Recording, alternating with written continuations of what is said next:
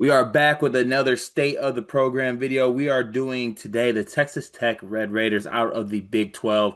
One of the teams where I'm very, very interested to watch this year. Obviously, they have a lot of pieces coming back. They have some pieces depart as well, which we will talk about. And then they also have, I think, one of the best coaches in the sport in Grant McCasland. It's going to be fun to do this state of the program video. Before we get into it and before I give you all the breakdown on how it goes down, Tanner, I need your just your overarching thoughts on the Texas Tech Red Raiders. Guns up. Guns up. Love this team. High on this team. Think the vibes are good. Think the team rocks. Love this team. Yeah, well, good to know you and I are on the same page on that one. I think that'll make for a fun video on this one. So this is split up into five categories. You can earn a 1 to 10 on this one, 10 being perfect, one being the worst.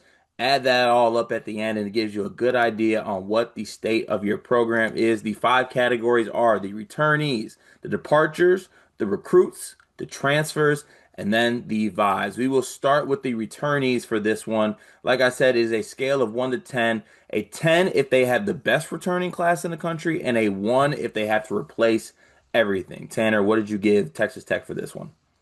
Yeah, I give it an 8, and it's only two returners, but it's two really, really, really good returning players. I mean, JT Toppin is an All-American potential Player of the Year candidate. I ran all of Bart Torvik's projected player stats for the upcoming 2026 season. It was about 3,600 players.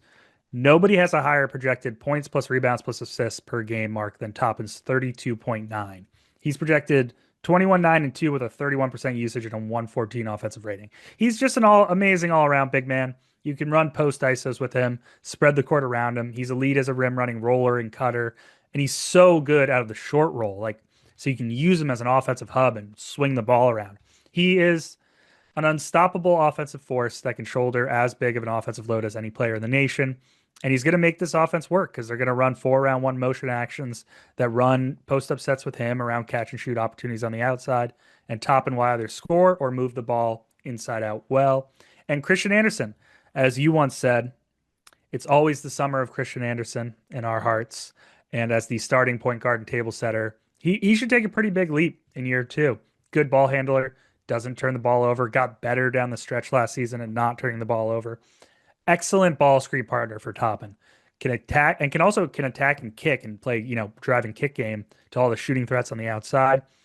Very underrated as a pure shot creator. Mm. Awesome off the dribble last season. Gives the Red Raiders like a secondary ISO option and sneaky awesome in transition. The defense, but I imagine that McCasland probably hides him in the drop, and he's such an offensive plus. So, yeah, great, great. These guys rock. Yeah, I gave this a 7. I mean, really, it's based off Anderson and Toppin, like you said. Toppin is a National Player of the Year candidate, the best big in the country this upcoming season. And Christian Anderson, I'm just very excited to watch what he looks like in year two. I thought coming in and playing for as good of a Texas Tech team as they were, stepping into the role that he had to step into because of some injuries to guys like McMillan and things like that. This Texas Tech team could have faltered. They needed Christian Anderson big time, and his productivity in year one for a guy too who was like lauded as this undersized kind of kid that's like 160 pounds soaking wet. His body's matured a little bit. He grew a couple inches. He looked great with Team Germany this summer. I think he's going to be a player that's going to be really, really good for them and play a good Robin to whatever JT Toppin's Batman looks like. So I give that a 7. Now, moving on to departures. A lot of departures for this team. Obviously, they have some guys that they lost that it's hard to do this sometimes because it's guys that run out of eligibility. So it's like, were you even able to bring back a Chance McMillan? I don't even think you were able to. But also, they lose Kevin Overton, who transfers to Auburn, and they lose Darion Williams, who's the big fish. He was a first team All Big 12 player. He leaves.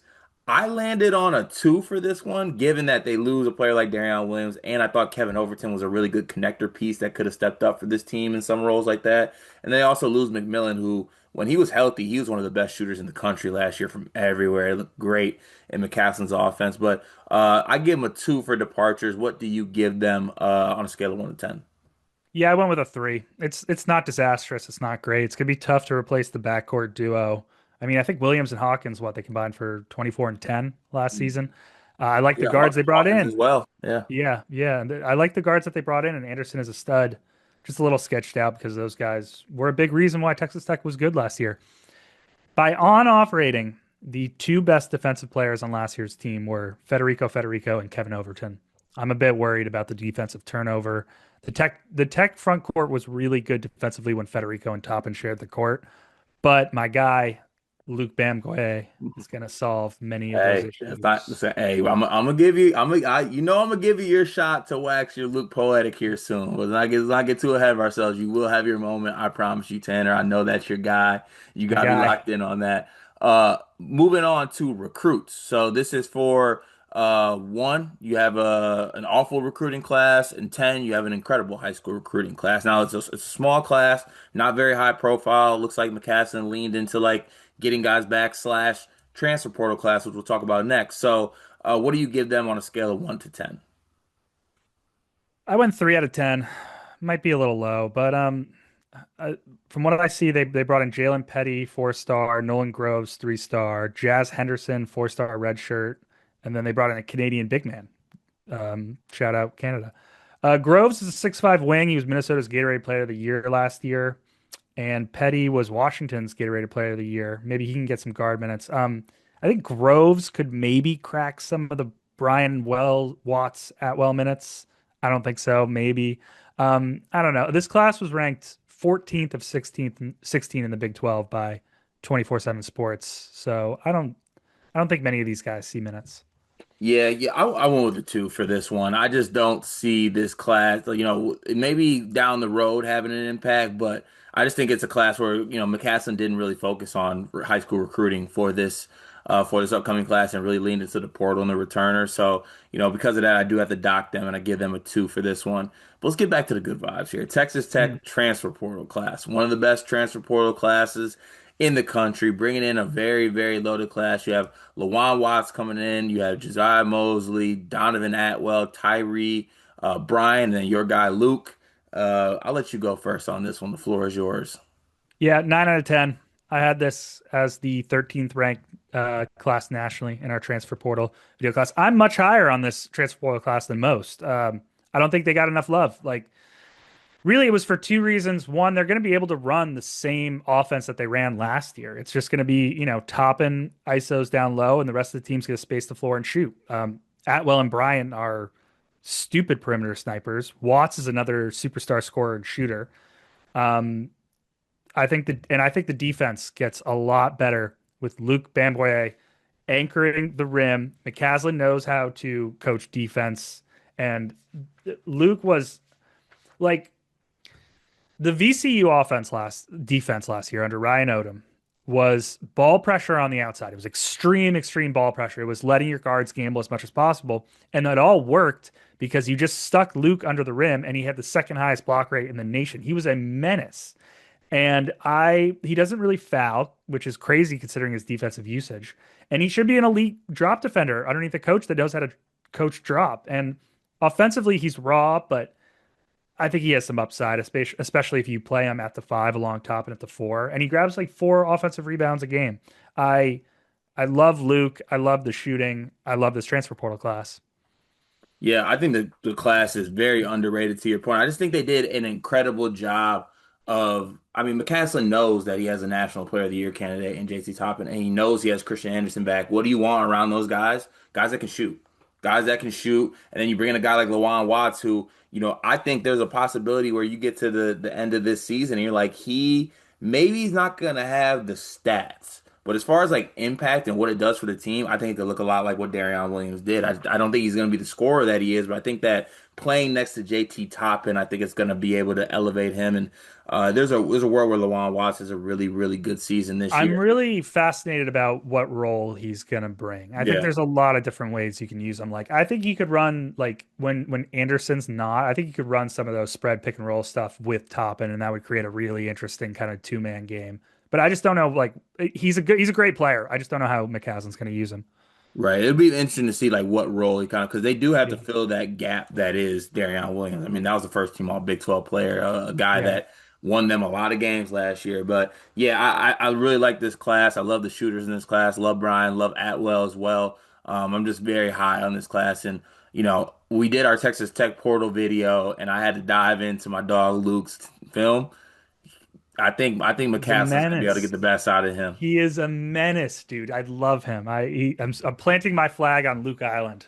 Yeah, Everyone can come join me, buy some property. Shares are open. I think it'll be perfect next to JT Toppin too. I Mhm. think it truly will be. All right, vibes around Texas Tech. I think we got an idea what it is going to be, but what do you have as the vibes around Texas Tech? 10 being fans are as excited, perfectly happy as could be. One being fans are as mad as they could be. I went 9 out of 10. I think things just feel so good in Lubbock right now. Like both the football and the basketball teams are getting huge NIL investments, huge investments into the program. They managed to keep topping around. They dragged in a top 15 transfer class. By the way, I think they had the best football transfer portal class too. The coach rocks. The offense is going to be similarly elite to last year. I think the defense could get a boost. I think the defense is going to be better. I currently have them in my way too early power ratings, 24th nationally. Blue Ribbon has them 14th. I think I'll be upgrading them by the time mid-October comes. That's when I usually really iron those out. I just think the vibes are so high. They'll be a competitor in the ever rugged Big 12. Like aside from Houston, who's the second best team in the Big 12? Because I think they're right there with, BYU, Arizona, Iowa State, and Kansas. And they're off an Elite Eight run last year, which should have been a Final Four run. Fans should be super happy. I think everything is everything is guns up. Yeah, I agree 100%. I went with an 8. It was at like a 9, 10 for me. The only thing that brought it down was that like Darion Williams did leave. That's Mm. really all it was. But besides that, the vibes are extremely high for Texas Tech. They should be feeling really, really good about their team this year. I think in my preseason rankings, I had them like 12th. And Yeah. honestly, I honestly consider putting them higher. I'm very, very high on the Red Raiders. Love JT Toppin, love Christian Anderson. So it'll I be really very, like how high the ceiling is for this team. I yeah. think the ceiling is really high. Like I don't think there's a cap on Yeah. how if everyone if everything comes together and everyone like plays to their like 99th percentile outcome, this is a national championship contender, Yeah, in my opinion. all you need is a coach that can unlock them, and I think Mhm. McCaslin is definitely that guy. So it'll be very interesting to see. We add all that up, and that gives us Texas Tech gives a score of 59 out of 100, which is a pretty good score for the state of the programs as far as it goes. Some of the best teams in the country were in the 60s. Purdue currently has the highest score at 91, blowing a lot of the teams out of the water as far as this goes. But I think it is a really, really good time to be a Texas Tech Red Raider fan. So be sure to tune into them this season and be sure to tune into Sleepers Media YouTube channel to check out all the other state of the program videos here on the channel. And we will catch y'all next time.